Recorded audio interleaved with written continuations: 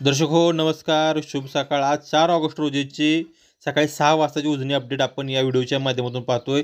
सर्व दर्शकांसाठी खरं तर ही महत्त्वाची बातमी असणार आहे, तसेच सतर्कतेचा इशारा देणारी सुद्धा ही बातमी असणार आहे। कारण आज सकाळी 4 वाजता उजनी धरणामध्ये जो दौंडचा विसर्ग येतो, तो दौंडचा विसर्ग खूप मोठ्या प्रमाणात होतोय। तो दौंडचा विसर्ग रात्री 12 वाजता येणाऱ्या विसर्गामध्ये वाढ झालेली आहे। रात्री 12 वाजता जो विसर्ग होता, तो रात्री 12 वाजताचा विसर्ग आहे तो 75,572 क्युसेक्स इतका तो विसर्ग होता। मात्र 6 तासानंतर तो विसर्ग वाढला आहे। आज सकाळी 6 वाजता तो विसर्ग 77,129 क्युसेक्स इतका झाला आहे। आणि टक्केवारीमध्ये जर पाहायला गेलं तर उजनी धरणानं रात्रीच्या टक्केवारीपेक्षा, म्हणजे रात्री 12 वाजता जी टक्केवारी होती 80.63, त्यापेक्षा 3% धरण हे वाढले, वाढून ते 83.92% इतकं झालं आहे। धरणाची पाणी पातळी सातत्यानं वाढते। धरण पाणलोट क्षेत्रामध्ये तसेच पुणे परिसरामध्ये कालपासून सातत्यानं पाऊस पडतोय। त्यामुळं जो उजनी कालवा आहे, उजनी कार्यकारी अभियंता, उजनी धरण व्यवस्थापक, त्यांनी एक पत्र जाहीर केले की त्यांनी भीमा नदीकाठच्या लोकांना सतर्कतेचा इशारा दिला आहे।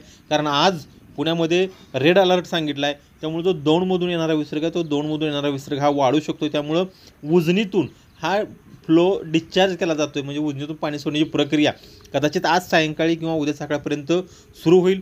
सुरुवातीच्या काळामध्ये जे कालवे आहेत, म्हणजे कालवे, त्या कालव्यामध्ये ते पाणी सोडलं जाईल। त्यामध्ये सुरुवातीला कालवा असेल, सीनामाडा जोड कालवा, म्हणजे बोगद्यातून पाणी सोडलं जाईल।